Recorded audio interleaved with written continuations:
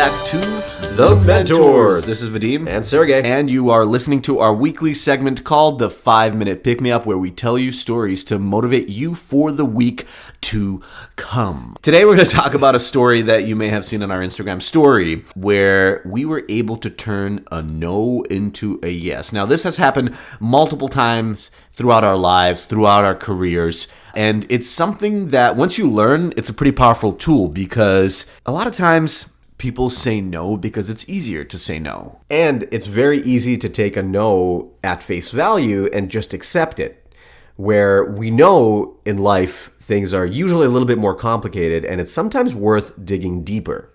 And actually, it kind of goes back to the fact that for most things, you are dealing with humans. Let's say you're applying to a university. We're going to tell you a story in the second half of this 5-Minute Pick-Me-Up about a friend that basically turned a no to a yes for college application for a PhD program.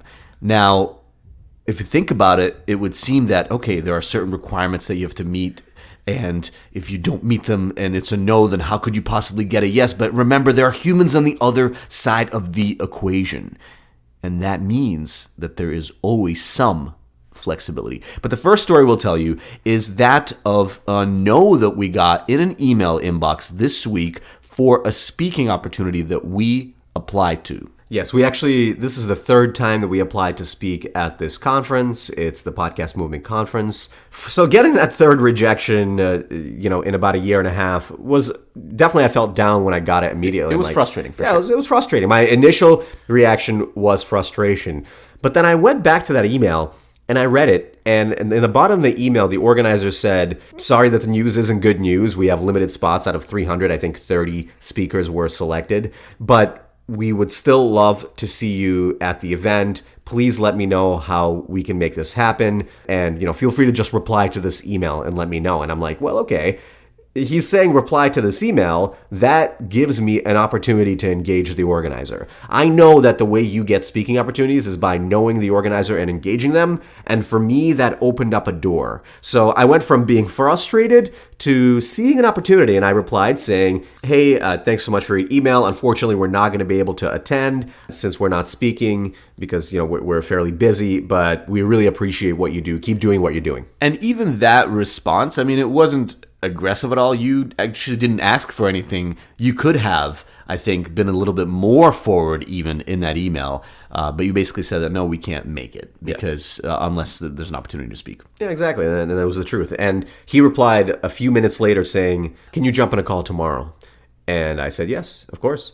And so we scheduled a time to speak at 10:30 in the morning the next day. And we gave him a call. And within 9 minutes, we turned that no into a yes. It actually turned out that he was already planning on himself giving us an opportunity by the time we jumped on that call, because he actually had a couple people over the course of those 12 hours between our emails, he had a couple people drop out from the speaking opportunity. They said no.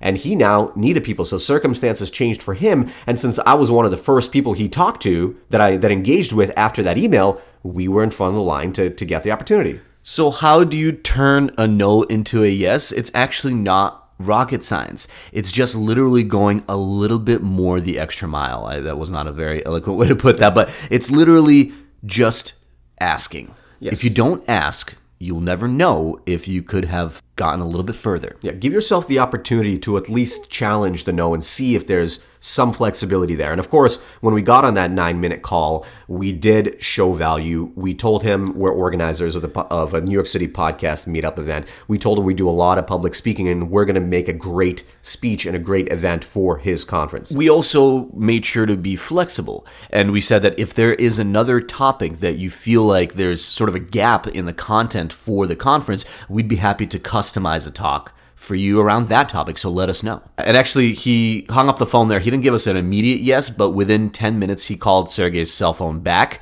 and he apparently, I guess, talked to probably his operations person, and they gave us a slot as speakers at the conference in LA in February. With the original topic that we pitched them. Obviously, super excited to speak at that event, and we were really glad that we didn't take that no at face value. But this reminded us of another story from a couple of years ago. We were talking to a friend of ours who had just completed a PhD program, and we were just talking about how he got in. And it turns out that he didn't get into that program initially. And we're like, what? What happened there? So it's kind of a crazy story, but what he did when he got that rejection, he was banking to go to that program and to actually participate. And when he got the rejection, that really threw off a lot of his plans, and he didn't understand why he got the rejection.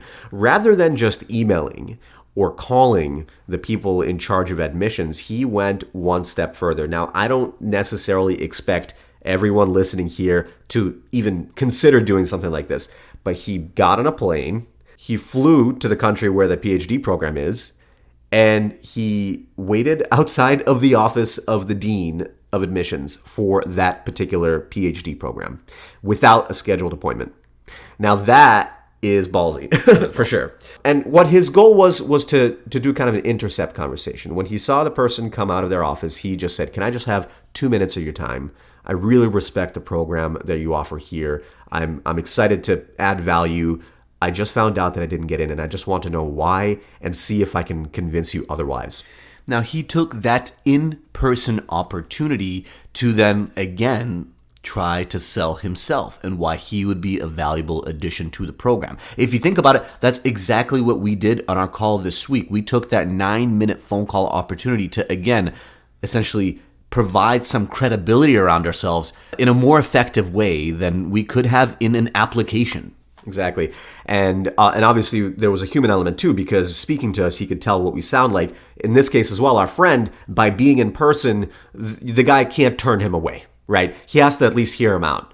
And he came prepared, knew how he was going to pitch himself and why he was qualified, etc. And by the end of that quick intercept meeting, and I think it actually ended up being like 20 minutes at least, but by the end of that meeting, the dean said, "Okay, listen, you're very persistent clearly, so I'll make you a deal. You have 2 days to write a formal appeal to our decision that I can present to our board, and I'll leave it to the board to decide."